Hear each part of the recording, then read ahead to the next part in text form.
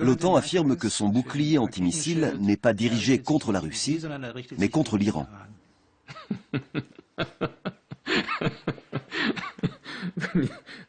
Vous me faites rire. Comment répondre à quelqu'un lorsque ce dernier tente de vous mettre en difficulté? Dans cet épisode, nous allons analyser une technique redoutable pour contrecarrer une accusation en la retournant à la manière d'une prise de judo. Mais pour commencer, je vais vous révéler un point commun entre Surkouf, Winston Churchill et Vladimir Poutine. Tous trois ont su retourner une accusation explosive en moins de 30 secondes. Qui n'a jamais rêvé de faire fermer sa bouche à un collègue arrogant ou à un ami un peu trop prétentieux? Il parle fort, affiche une confiance insolente et prétend savoir tout mieux que vous. Il sait systématiquement se mettre dans une posture d'autorité et vous infantiliser si l'envie lui prend. Comment est-il possible de nous laisser dominer de la sorte? C'est rageant et nous nous en voulons de ne pas savoir réagir. Pourquoi ne savons-nous ni que dire ni que faire alors que l'injustice est flagrante? Quant à tenter une réponse, si celle-ci n'est pas pertinente, elle se transforme en un bégaiement confus qui ne fera qu'aggraver l'image que les autres ont de nous. Une des raisons est que devant le culot de certains, nous sommes souvent désemparés. Nous ne savons que répondre à ce que nous n'avions pas anticipé. Nous assistons alors impuissants à la victoire de notre accusateur soudain décoré d'un sourire satisfait. Cela signifie-t-il que nous devrions anticiper chacune des remarques des gens qui nous entourent et savoir que leur répondre du tac au tac? Pas forcément, car c'est difficile à faire.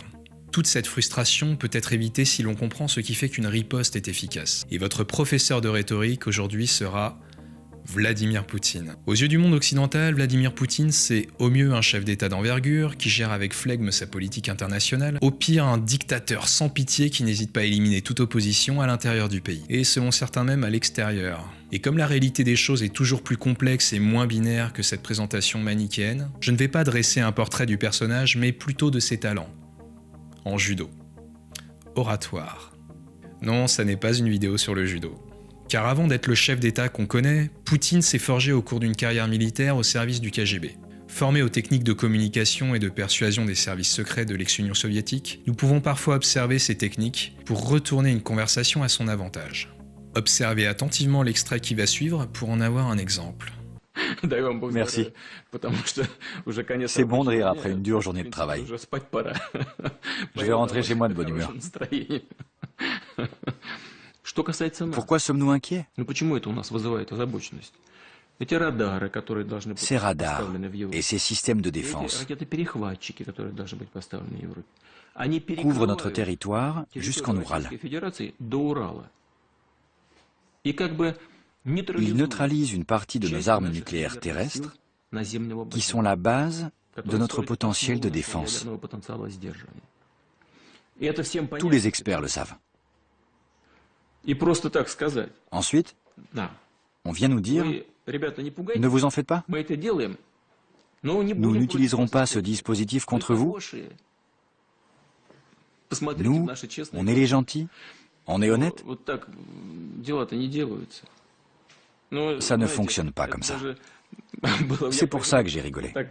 Alors pour que vous compreniez bien l'attaque du journaliste, je vais remettre très rapidement les choses dans leur contexte. Sous l'impulsion des USA, lors du traité de Lisbonne en 2010, les membres de l'OTAN se dotent d'un bouclier antimissile qui se déploie notamment près de la frontière russe. La réaction de ces derniers est alors de disposer des missiles longue portée sur un de leurs territoires avancés.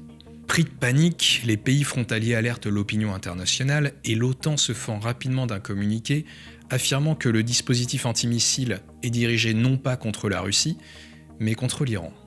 Or, Poutine est vu par le monde occidental comme un dirigeant capable de menacer militairement d'autres pays. C'est pourquoi il sait que la manière dont il va répondre à ce journaliste est aussi importante tant sur le fond que dans la forme. À première vue, on pourrait se dire que le président russe se fend d'une pirouette maladroite. Pourquoi démarrer sa réponse en se moquant de la question du journaliste? C'est risqué. Pour beaucoup d'observateurs, c'est une tentative grossière d'éviter la question. Celle-ci devrait le mettre en difficulté. En réalité, c'est beaucoup plus rusé et fin que cela et vous pouvez faire la même chose vous-même pour retourner une situation dans laquelle vous êtes accusé, en appliquant les techniques suivantes.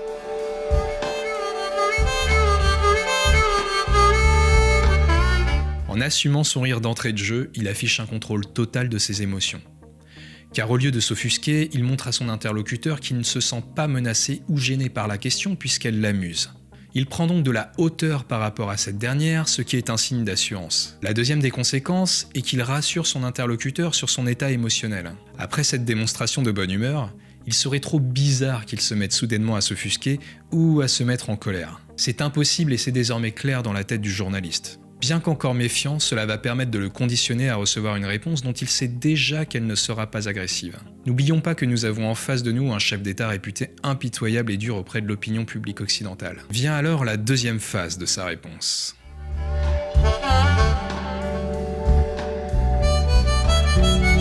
Toujours sur le même niveau d'émotion positive, Poutine remercie son interlocuteur, mais c'est là qu'intervient l'élément pivot qui lui fait retourner la situation, l'ironie. Il l'exprime à travers une gratitude certes feinte, mais qui a le mérite de le laisser encore en position émotionnelle supérieure par rapport à son interlocuteur qui affiche une grimace et un langage du corps fermé. C'est à ce moment précis qu'il enchaîne ces deux phrases a priori anodines et légères, mais qui peuvent se révéler tranchantes en deuxième lecture. Vous m'avez diverti. C'est agréable d'être diverti par quelqu'un. Ça signifie que ce dernier vous a apporté de la valeur. Et en même temps, fait descendre le journaliste au niveau d'amuseur. Ce n'est en soi pas insultant car tout le monde aime les gens qui nous font rire.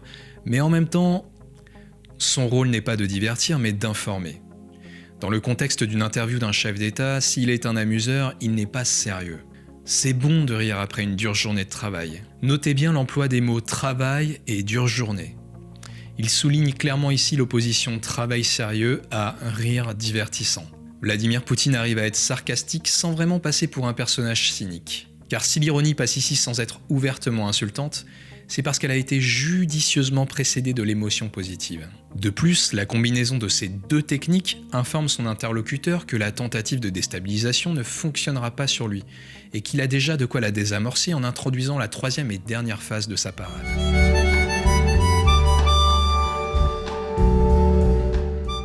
S'il se limite à ironiser sur la question du journaliste, toute la stratégie sera perdue et il ne passera que pour quelqu'un qui a voulu biaiser avec une pirouette trop évidente. Il ne peut se satisfaire de son effet comique. Il doit montrer que ses croyances qui ont motivé son rire sont solides.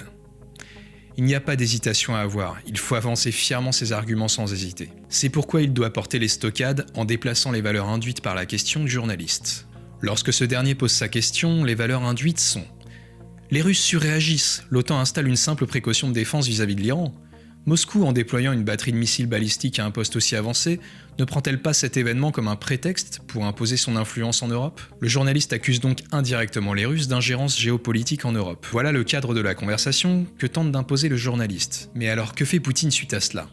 Il recadre la conversation en fonction de sa réalité afin de ne pas avoir à se justifier vis-à-vis d'une autre réalité, celle que vient justement de poser le journaliste à l'instant. Ici, plusieurs techniques auraient pu être employées, mais celles qu'il choisit sont: premièrement, reposer les éléments factuellement. Le dispositif de défense de l'OTAN possède la capacité de détruire une partie des systèmes nucléaires de défense terrestre de la Russie. Deuxièmement, proposer une analyse géopolitique plus fournie et donc plus crédible. En géopolitique, un bouclier antimissile étranger placé un peu trop près de ses propres frontières s'apparente clairement à une menace. Poutine résume alors la position officielle de l'OTAN en la caricaturant. Nous sommes le camp du bien, nous ne sommes pas une menace. N'importe qui au courant des actualités sait que nous vivons dans un monde où les luttes pour l'acquisition des matières premières sont constantes. 99% des guerres de l'histoire de l'humanité sont d'origine économique. Les ingérences des pays sur leurs voisins pour accaparer leurs richesses sont nombreuses et connues. En déplaçant la question du journaliste à travers cette perspective, elle devient automatiquement simpliste et immature.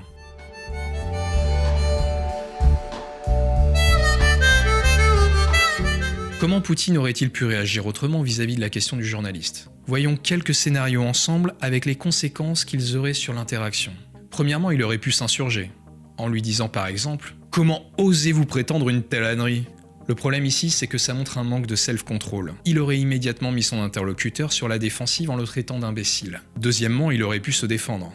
Par exemple en répondant « Si nous réagissons en mettant en place un contre-système de défense, c'est parce que nous ne croyons pas à la version officielle de l'OTAN. » Le problème ici, c'est que le message explicite est « Nous n'accordons aucun crédit aux affirmations de l'OTAN ». C'est une erreur grave pour un chef d'État en termes diplomatiques, car, comme chacun le sait, toute phrase dès lors qu'elle est prononcée peut être sortie de son contexte pour faire les gros titres des journaux. Troisièmement, il aurait pu biaiser. Par exemple, s'il avait dit « Si nous réagissons en mettant en place un contre-système de défense, c'est parce que nous avons des raisons de croire que d'autres pays nous en veulent, sous-entendu autres que l'OTAN ». Le problème ici, c'est que cela n'est pas crédible et s'apparenterait à une manière peu adroite de botter en touche. La conséquence néfaste d'une telle stratégie est qu'elle fait perdre en crédibilité celui qui l'emploie. Enfin, il aurait pu attaquer directement. Vous, les journalistes occidentaux, vous êtes tellement partiaux dans vos analyses que vous en oubliez d'être honnête vis-à-vis des faits.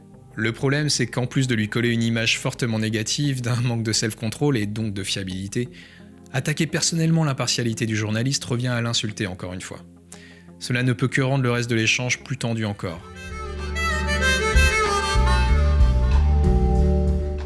Comment se servir de cette technique au quotidien? Évidemment, nous ne sommes pas Vladimir Poutine. Nous n'avons pas la responsabilité d'une nation qui possède l'arme nucléaire. Nous ne sommes pas interviewés devant des caméras par des journalistes professionnels. En plus de tout ça, nous n'avons pas eu la chance de suivre la formation d'entraînement à la dialectique et à la persuasion des ex-agents du KGB. Et ça n'est pas non plus notre bagage scolaire qui nous permet de devenir des experts de la communication. Toutefois, nous pouvons nous servir de l'exemple que nous venons d'analyser beaucoup plus facilement que nous le pensons.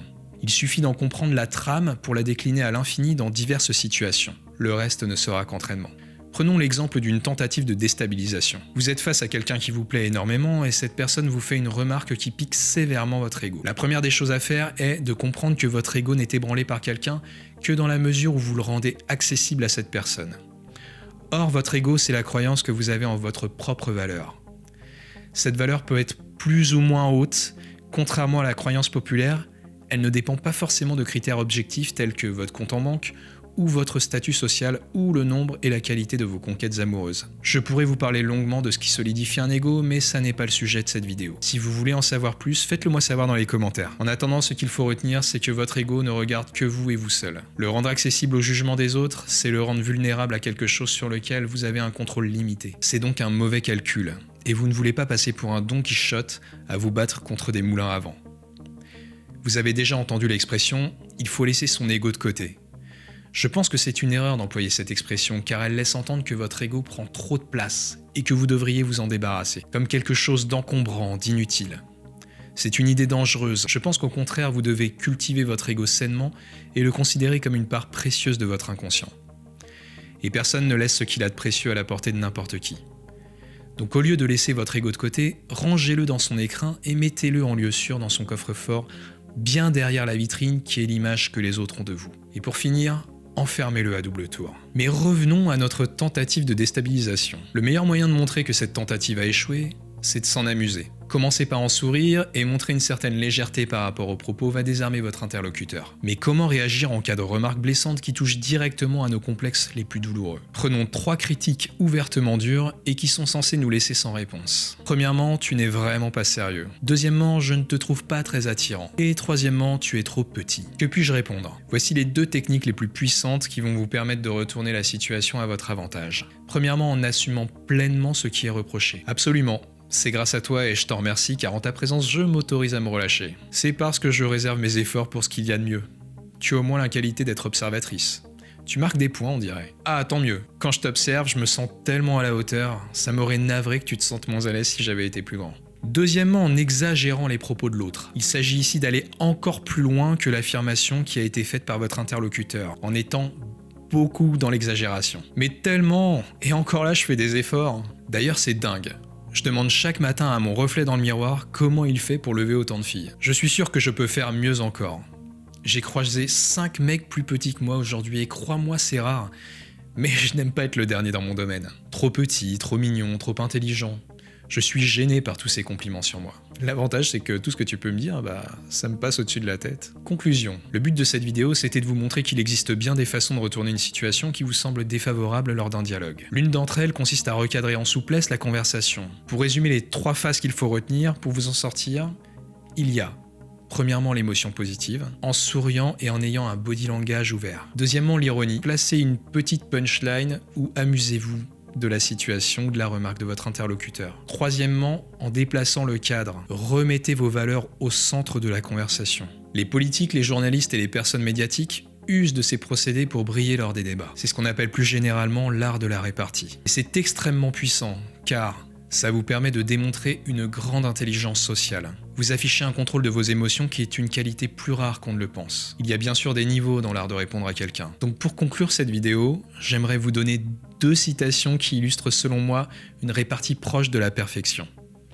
Tout d'abord, le célèbre corsaire français Surcouf. Le capitaine d'un bâtiment de la Royal Navy s'adresse à Surcouf. Vous, Français, vous vous battez pour l'argent, tandis que nous, Anglais, nous nous battons pour l'honneur. Et Surcouf de répliquer: bien sûr, chacun de nous se bat pour ce qui lui manque. Enfin, le fameux Winston Churchill, qui n'était pas un fervent défenseur de l'égalité homme-femme. Un jour, alors qu'il recevait la féministe Lady Astor, cette dernière lui lança: Winston, si j'étais votre femme, je mettrais du poison dans votre verre. Une phrase qui ne démonta pas le Premier ministre, qui manie l'art de la répartie avec brio. Eh bien moi, Nancy, si j'étais votre époux, je le boirais. Merci d'avoir été avec moi jusqu'au bout de la vidéo. Si vous-même vous désirez savoir comment appliquer immédiatement les techniques dont je parle dans cette vidéo, je peux vous fournir la checklist détaillée qui vous donne le pourquoi et le comment. Il suffit de cliquer sur le lien qui se trouve juste en dessous, en description. C'est totalement gratuit et vous n'aurez rien à télécharger puisqu'il s'agit d'une liste que vous pouvez consulter depuis n'importe quel appareil connecté. Bien entendu, si vous avez aimé la vidéo, un petit pouce bleu et un petit commentaire me feront très plaisir. Et ça aide ces conseils à toucher plus de personnes. Et si vous avez adoré cette vidéo, partagez-la avec quelqu'un qui aime ce type de contenu. À bientôt!